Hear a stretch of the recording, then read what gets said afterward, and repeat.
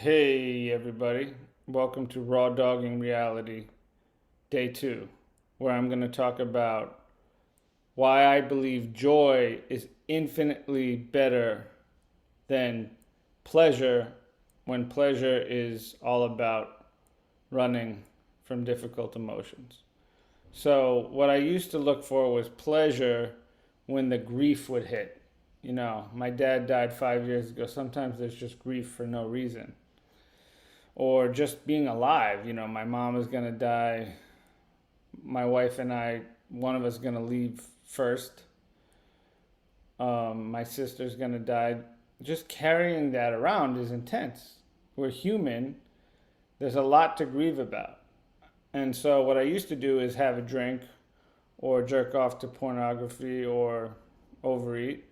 And I'm just, from love for myself, I've decided to keep working with my Sangha, my community, my Dharma, and the Buddha within to get me to a place where I can have loving boundaries with myself and I can literally hold life like I'm making love to it, learning from it, curious about it. And so last night, when I was feeling super intense for having exposed myself on YouTube, was a really hard night. I didn't sleep that well. I felt, oh, what have I got myself into? I announced to the world I was a sex addict and I didn't drink in a society that thinks it's really weird if you don't drink.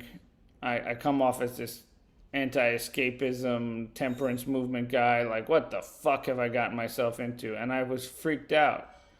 And I feel on the hook. And so this morning I was just so much intense feeling. So I listened to a Thich Nhat Hanh meditation. I actually met Thich Nhat Hanh when I was 20. I went to Plum Village in France. And I cried for him. I let all the feelings come as I breathed in and out and slowed down my pace, which is something you have to do when you're intimate in sex and intimate with life. And I cried a lot this morning. I watched this corny show and I just cried a lot. And so instead of escaping my emotions that were intense last night and then waking up this morning with these backlogged emotions, I was able to be intimate with my intensity last night, the anger and fear I was feeling, and then this morning the grief. And here I am totally in love with life.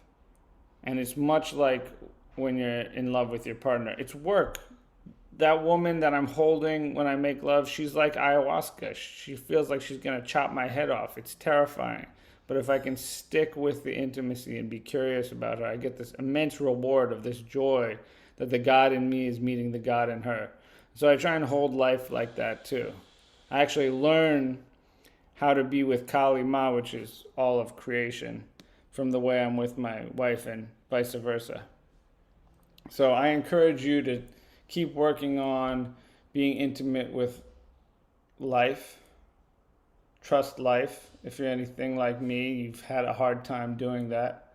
But we have to challenge ourselves, coach ourselves through these patterns. We have to do a pattern interrupt and learn how to make love to reality. Otherwise, we're going to have a hard time enjoying our life. And no amount of money, wine, success, what do people chase?